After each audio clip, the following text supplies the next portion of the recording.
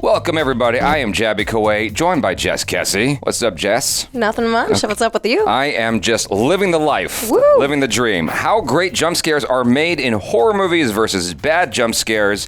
Movies Insider is the channel that this hails from. This is something that intrigues me. I'm not supremely into horror films. I'm more into psychological thrillers, right? And so I don't care for the aggressively graphic, gory stuff. I care more about the stuff that gets into my soul, my system. Like I just watched nightmares. Yeah, I just watched Megan the other day. That was a really, really, really good movie for all the right reasons, and it made me very happy. So let's check this out: how great jump scares are made in movies. All right, let's go.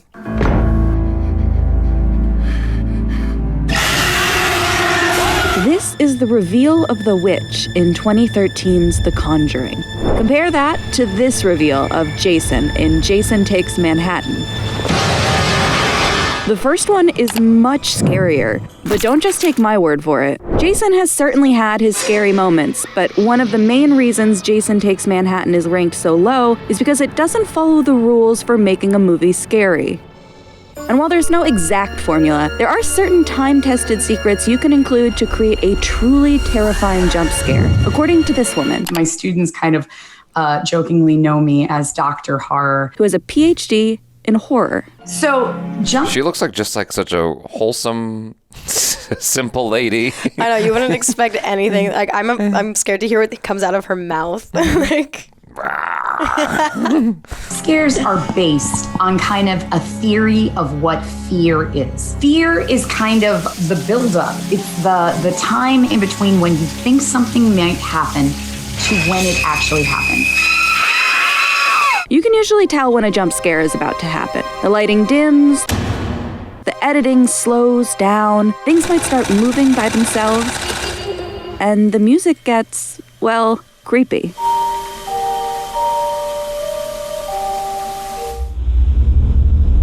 I'm like getting scared watching. But those are the more obvious clues. So what is the first thing that helps build to a jump scare? I call it breadcrumbs. You get some type of indication that something scary may be likely to happen. The closet door opens slightly. We see a window open. There's a weird noise coming from the corner. There are a few famous audio examples of this from classic horror. In the Friday the 13th series, you know something bad is about to happen when you hear Jason's, or when you hear the famous in Jaws. But the breadcrumbs we're talking about are often more subtle, like in this scene from the 2002 film Below. The character's reflection starts to lag in the mirror, so you begin to get that feeling that something is very wrong and that something even more scary is about to happen. Now let's take a look back at that wardrobe scene in The Conjuring. There are several breadcrumbs that lead us to the final witch scare. We first have the sound of the closet door banging. Then, the visual of the girl walking in her sleep. Cindy? Notice the camera hardly moves, and the wardrobe never leaves the wide shot. And then we get the sound of even more banging. Only this time, the girl is back in her bed, so we know it's not her anymore. Oh God, that's creepy. No, like my stomach right now is dropping. Like each breadcrumb raises our level of anxiety a little bit more, like a balloon gradually getting more inflated until it finally pops.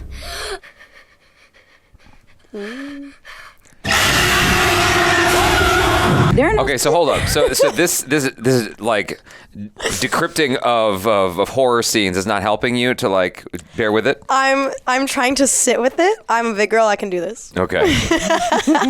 Specific breadcrumbs in the Jason Takes Manhattan scene. And in fact, we don't even hear the classic key, key, key, ma, ma, ma until after we know Jason is already right behind them. Once we see and hear these clues, that doesn't mean the scare is gonna come right away. In fact, for most great jump scares, the opposite is true. You have to make the viewer wait by dragging out the scene until the tension is too much to bear. Alfred Hitchcock famously said, "There is no terror in the bang, only in the anticipation of it." Once the gun is fired, the fear's done. It's over with. There's nothing left to be scared of. Once the gun is fired, the scene is over. An effective jump scare can take time, even the majority of the movie in some cases. But if done right, the payoff will be well worth it. I don't know if I agree 100% with once the bang emits that the scare is over, because I was just playing Last of Us last night. You know, you have all this like there's of course multiple scenes throughout the game where you have this anticipation of the scare of a clicker noticing you, right? And you're like so frightened and so stressed out as you're going through these moments. And once it sees you, whatever tension you were feeling is now amplified. Elevated. You know, completely elevated. Elevate's a better word. Because like you're fearing for your life. Well, you yeah. know? Well, you're triggering your fight or flight at that point. Yeah. So that's all about survival. So I would say that's more, if anything, of like a fear plateau. And just because like the bang happens doesn't mean like how do I explain this? Just because it's prolonged doesn't mean that it has to be like one. Yeah, this is specifically about jump scares, but that is still terrifying. Yeah. And then obviously you have like the come down after you get through the scene and you're like, cool, I'm not eaten by a zombie right now. One great example of buildup is this nurse station scene in The Exorcist 3. The camera doesn't move at all for about 3 minutes, while nurses and security guards shuffle around. We know something is about to happen. We just don't know Wow, when, that's and a it long takes its time to get there. This scene in Insidious is another great example of building tension. Only instead of a single shot, we alternate back and forth between two characters for an extended period of time. The conversation goes on for about 2 minutes before the demon finally appears. And even though we know something is about to happen, when it does, we're caught off guard. The wardrobe scene in The Conjuring takes place over about 2 minutes after the first breadcrumb. Director James Wan lets the scene play out very slowly with a creeping sense of dread. The scene in Jason Takes Manhattan is also long, about 2 minutes. But Jason is revealed so early on in the scene with no buildup about 1 minute after it starts. So the only thing we're waiting for is for the couple to see him 30 seconds later. For us as the audience, there's no tension, no anxiety. It's during this period of buildup when the best horror movies will use a distraction to further amp up the tension.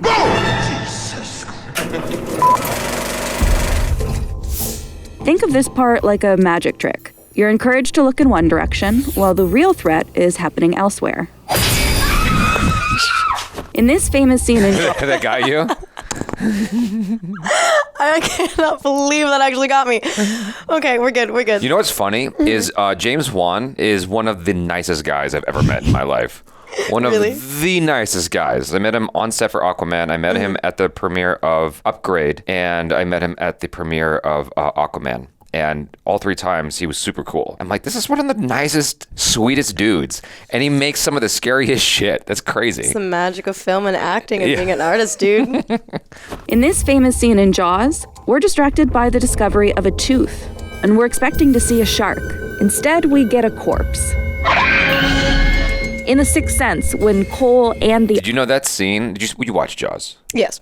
That scene was made well after the movie was like already in post-production. I did not know that. Yeah, like they were editing and they were like, there's like one more scare missing from this movie. Interesting. And so what they did was, I believe they shot it in the editor's pool in her backyard. That is actually so cool. Isn't that wild? Oh my God. The audience is focusing on the closet. An arm shoots out from under the bed.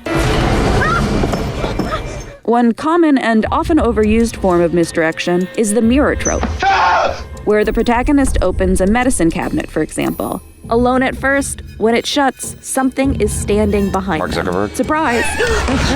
The technique was first used in Roman Polanski's 1965 film Repulsion, and can be found in numerous other films to this day. In The Conjuring, both the camera and girl are focused on the closet. We think something is inside of it, ready to jump out. But in reality, the threat is actually on top of the wardrobe. Jason Takes Manhattan doesn't even try to fool us at all. The main characters have a false sense of security. It's over. But we, as the viewer, already know where the threat is the entire time. This brings us to another visual trick with jump scares, making the audience feel more anxious by limiting what they can see. You know what's interesting about that Jason movie that they keep showing us? They keep beating that movie up. Yeah, they do not like that one. Well, it seemed to me that in that moment, the director was more preoccupied with doing some cool camera techniques rather than being focused on the experience of the audience. Because if you see when Jason walks up, the camera does this like move around thing. When the lady finally sees Jason, it's through this, parting of people that harkens back to Jaws, basically. Yeah, like the cinematography, like directionally, is pretty nice. cinematography does not equal timing. Right. So just because you're really good at getting a shot doesn't mean like it's in the right time or the right place. Right. So I think that's, in my opinion, kind of like what they're implying here. Gotcha. That you can do to limit the character, and through that, the audience's frame of vision will always increase the anxiety and the scare of it. There are two ways of accomplishing this: camera and lighting. Let's take a look at lighting first. Some common tricks are to use a camera flash, like this scene in Mama, or a device like night vision goggles in The Descent to narrow the characters and our scope of vision. Notice how much of the scene is obscured in these shots. We have very little space to feel safe. All of these things have what we call in lighting a hard fall off, meaning there is a very sharp line between what you can see and what you can't see. Interesting. That being said, Smart, you can yeah. still have jump scares during the day, but these require a bigger buildup, as we mentioned earlier, for them to be effective. Just look at this terrifying moment in Mulholland Drive. We don't see the creature outside the diner until after an entire 3-minute-long buildup of conversation inside the diner. The Conjuring limited how much we can see by having only one small lamp by the bed in an otherwise dark room, far away from the wardrobe. Jason, on the other hand, is standing in a brightly lit Times Square, where the only time he's obscured is when two people pass in front of him. Well, yeah, I mean, it's New York also. Yeah. So he's not the scariest thing there. Have you seen the rats? Jeez. Okay, valid, very valid point. I'm not gonna lie. The other way to limit view is by using the camera. It is very common in horror films to limit the character's kind of vision, their frame of reference, where they're looking through keyholes. They might be trapped in a closet and they're looking out slats of a closet, and really kind of limit how much they can see. And with that, you are limiting how much the audience can see as well. Let's take a look at this scene in The Shining. The camera is following Danny, so we as the audience can't see around the corners of the hall until he does, when it's too late. When Arbogast is walking up the steps, Looks like you. I was gonna say, I focus relate. on him. So we are also blind to what's around him and what's about to happen. It creates an added sense of anxiety in the viewer. The tighter you are and the more confined you are and the less information you have about the situation, Oh, God. that's when it's scary. And camera movements can also force you into areas you wouldn't normally choose to go. If the closet is slightly open, the camera may start pushing into the darkness slightly. The filmmaker is forcing you as the audience to get closer to it, whether you want to or not. Or sometimes the camera will hold perfectly still. And that in itself can be equally anxious because we're used to movement and cuts and things like that. And when a scare finally appears, it's typically accompanied by a loud sound. This sound is known as a sting. A good example of a sting can actually be heard in the opening credits of Insidious, a film that is full of effective jump scares. The crash accentuates the moment we are supposed to be scared. There's certainly a sting when the witch appears in The Conjuring, accompanied by a camera push-in. And there's actually two in Jason Takes Manhattan. But these are both ineffective since we've already seen Jason. There's no peak moment of anxiety that is elevated by the sound. A sting can only work. They're also overly lit in that scene. Like, Yeah. I know it's New York, but god dang, like. Yeah, it feels like a film. Yeah. That's what I'm getting from that. Yeah. So well without a good build-up. There are numerous examples of this in horror films, where the jump scare and the loud sting come completely out of nowhere. Sure, you may be startled, but this fear won't last. Deep Blue Sea has a memorable jump scare with a sting, but there's no breadcrumb and no build-up. Did you see this?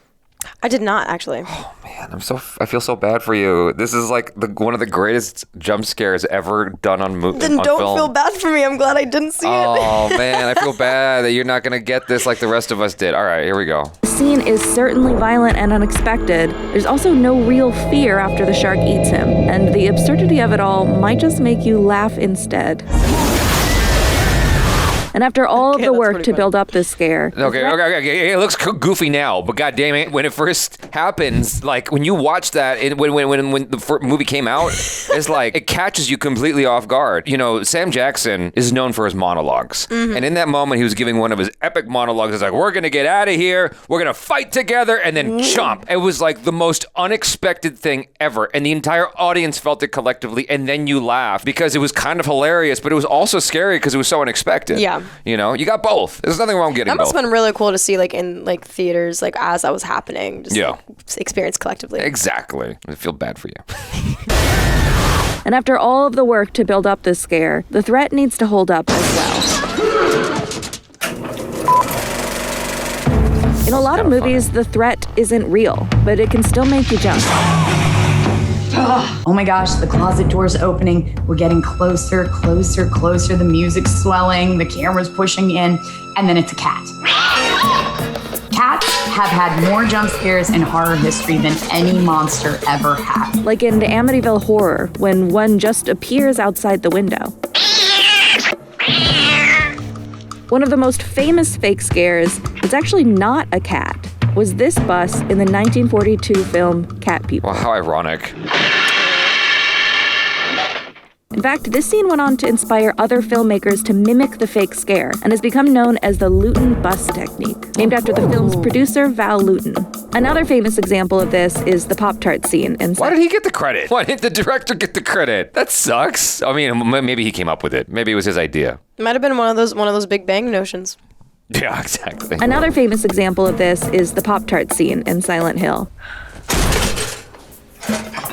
While it might make you jump, there's nothing terrifying about a Pop-Tart unless you have a gluten allergy. That happened in the Horror Ring. movies are littered with these types of cheap scares, which ultimately hurt the movie as a whole because they haven't been earned and don't move the story forward. The best way to use a jump scare is to not overuse it. Too many jump scares takes away from the impact of them, and sometimes you don't even need them at all. In fact, Best Picture winner The Silence of the Lambs doesn't even have one jump scare in the entire movie. And the classic Texas Chainsaw Massacre only has 2. If you're just up here the whole time, you go flat. There's nowhere else to go. And so it's all about kind of, taking the audience on a roller coaster ride of hills and loops, but not trying to keep them suspended in the air the entire time. And when a jump scare... What she just said is true of a lot of things, actually. That's true of sex jokes. Dude, she's Dr. Horror. She knows. Yeah, that's true. Like, if in comedy, if you start out with sex jokes and you just have that, there's nowhere left to go because you've hit the most gratuitous thing possible as opposed to building up to it. Exactly. Also, like, that's just, like, you need to get to a point where you feel comfortable with, or the audience feels comfortable with you. Yeah. In order to, like, kind of, like, break that ice. And it's similar with, like, horror films where it's, like, you have to have the audience kind of get comfortable, and that's why you have your exposition. You get familiar with, like, the family or the main characters, and then you feel that bond, and then it gets threatened. Yeah, that's what makes you feel even more perilous, I guess, because you're connected to, like you're saying, you're connected to the character, and so their fear and threat is your fear and threat. Yes, it is. It does work well. You'll know because you'll see it pop up again and again, replicated in newer films as a tribute to its original success and the work that went into crafting it. All right. Made it through. You're fine. I did not cry. You're fine. I did not cry. You're fine. I only closed my eyes once. I think. For a while. I did turn away. I really appreciated this video. It really broke it down for me in a meaningful way that I felt actually educated by it. I was like, okay, cool. This is like a YouTube video where I actually can extract something from it in terms of like taking it with me into like my own experiences going forward. What she described as the buildup, I've actually done that naturally and not realized I was doing it. It might have been influenced by movies, obviously, because like art influences other art. But yeah, there's like a short film I did a while ago, and whenever I watched other people watch the short film, they all jumped at the same moment, and it was that same technique. It was like I was building up to, I was in that, right? I was building up to me getting choked out by someone from behind, okay. And it was this slow build of the camera pushing into me from behind, and then this woman just comes up and grabs me, and everybody's like, ugh! Like they all have that same reaction. I'm like, what was it about that? Like, how did I make that happen? I don't even know what I was doing. It was just like... It's because they were forced to get close to you in a way that they wouldn't have naturally. So I feel like, especially with really close shots, they're so intimate that there's a level of audience projection onto the characters, especially if it's just a close-up of like behind them. It feels like it's behind you. Yeah. So it's weird how you watch enough of that stuff, it's just sort of baked in there. You don't even realize what you're doing or why you're doing it, but it's there. One of the last short films I actually put out was kind of a horror film with a ghostly thing attached to it, and like the big jump scare was kind of like that.